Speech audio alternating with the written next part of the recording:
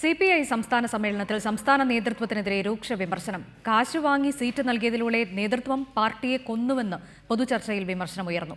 ഇത്തരം പ്രവണതകൾ തുടർന്നാൽ ആം ആദ്മിയുടെ ചിഹ്നവുമായി പ്രവർത്തകർ MN സ്മാരകത്തിലേക്ക് വരുമെന്ന് പ്രതിനിധികൾ മുന്നറിയിപ്പ് നൽകി.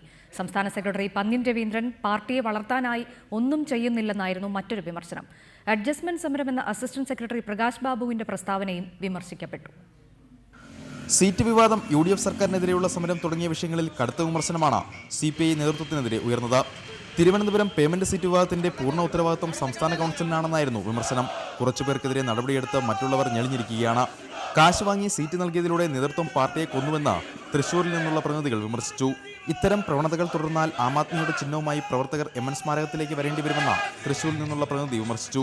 സംസ്ഥാന സെക്രട്ടറി പന്ന്യൻ രവീന്ദ്രൻ ഫുട്ബോൾ കമന്ററിയും മുടിവെട്ടുമായി നടക്കുന്നുവെന്നായിരുന്നു മറ്റൊരു വിമർശനം. പാർട്ടിയെ നേരെ ചൊവ്വെ നയിക്കാൻ പന്ന്യന് കഴിയുന്നില്ലെന്നും വിമർശനമുയർന്നു. സോളാർ സമരം അഡ്ജസ്റ്റ്മെന്റ് സമരമാണെന്ന പ്രകാശ് ബാബുവിന്റെ പ്രസ്താവനയും വിമർശിക്കപ്പെട്ടു. പാർട്ടിയുടെ ഏത് ഘടകവുമായി ആലോചിച്ചാണ് ഇത്തരം പ്രസ്താവന പ്രകാശ് ബാബു നടത്തിയതെന്ന ചോദ്യവും ഉയർന്നു. പ്രസ്താവന അപക്വമായി പോയി. ഇടത് ഐക്യത്തിന് ഇത്തരം പ്രസ്താവനകളാണ് തടസ്സമെന്നായിരുന്നു വിമർശനം. കരിമണൽ ഖനനം പൊതുമേഖലയിൽ വേണമെന്ന നിലപാട് നിലനിൽക്കെ സ്വകാര്യ കമ്പനിയുടെ സെക്രട്ടേറിയറ്റ് മാർച്ചിൽ കാനൻ രാജേന്ദ്രൻ പങ്കെടുത്തതിനെതിരെയും വിമർശനമുയർന്നു. കാനൻ രാജേന്ദ്രൻ പാർട്ടി നിലപാട് ലംഘിച്ചില്ലേയെന്ന് പ്രതിനിധികൾ ചോദിച്ചു. ഘടകകക്ഷികൾ മുന്നണി വിടുമ്പോഴല്ല പാർട്ടി പ്രതികരിക്കേണ്ടതെന്നായിരുന്നു മറ്റൊരു വിമർശനം. പിണറായിയെ അധികാരത്തിലെത്തിക്കാനുള്ള തന്ത്രങ്ങൾക്ക് CPI നിന്നുകൊടുത്തുവെന്നും വിമർശനമുണ്ടായി.